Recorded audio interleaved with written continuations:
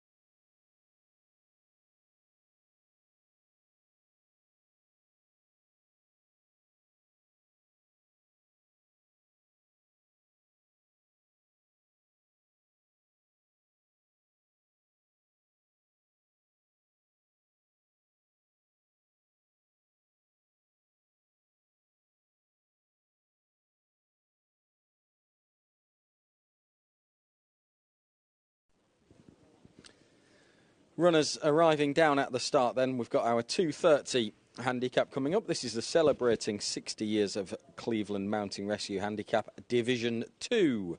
Crankyar won our first division in pretty good style. This race similarly open beforehand, it would appear, although I do think that Tickets, who's your 11-4 favourite at the moment, has been given a right chance by the handicapper. He's been running in handicaps on the all-weather recently from marks of 61, and he's been running with credit. He was also a winner of a similar race at Newcastle off 59 back in January. But back on the turf now, he's got around a £10 lower rating. And that's based on fairly limited evidence, really. The last time that we saw him run on the turf, he finished 7th at Catterick, but he was beaten only a bit more than 4 lengths on that occasion from a poor draw as well. And, you know, he hasn't had both of his career wins, all 3 of his career wins admittedly have come on all-weather surfaces, but he hasn't had all that much racing on the grass all told. I think it's just 5 starts so far on the turf. So the handicapper has given him a chance with that lower turf rating, and I think on the grass, fast ground like this should play to his strength. So he's the one I'd be backing. Tickets 3-1 now. He's easing out in the market. He is a horse that would want a fast pace to aim at. Hopefully Strocks and Miss Rainbow will provide that. Strocks usually goes off, tearing off in front at a good pace. He is in a good vein of form at the moment, Strocks. He was beaten in a photo finish at Musselburgh on his penultimate start, and then just a week later at Catterick came off the right side of a photo finish to win by a head at Catterick. Only £2 higher in the weights here. Billy Garrity back on board. Billy knows him well. He will be, in all likelihood, the one charging off from the front in the early part of the race. He's drawn in stall 7, Strocks. My hope for the race with Tickets is that he can just latch on to the back of a horse like Strocks, who's going to be setting a good gallop, follow them through, and if they go a fast pace, which I would expect them to, he should, granted a bit of luck in running, be on the premises late in the day. Brian the Snail, he's prominent in the market. He's a second favourite at the moment, I think, an 11-year-old Brian the Snail, but hasn't stopped him running some good races this season in defeat, including when returned to the turf at Nottingham last time out, when outpaced over 5 furlongs but staying on strongly in the latter stages. Paul Mulrennan is the rider today from stall 10.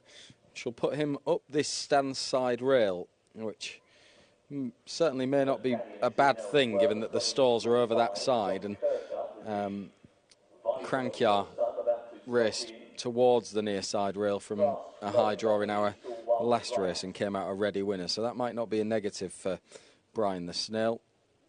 It's just a couple to go forward, I think, so in anticipation of the start we can go up and join Alex for the call. As I say, Tickets is my fancy for this. If you've got a couple of moments to place your final bets, I'm hoping for a fast pace to suit Tickets, and he will need a little bit of luck in running, but expect him late on the premises. Last one's about to go forward. We'll go to Alex for the call. And Brian the Snail the last. Slots in. Ready. They're off. Dashing away over 6 furlongs in this second division. A good start made by Miss Rainbow. Also Strocks, the black and orange, got a very alert beginning.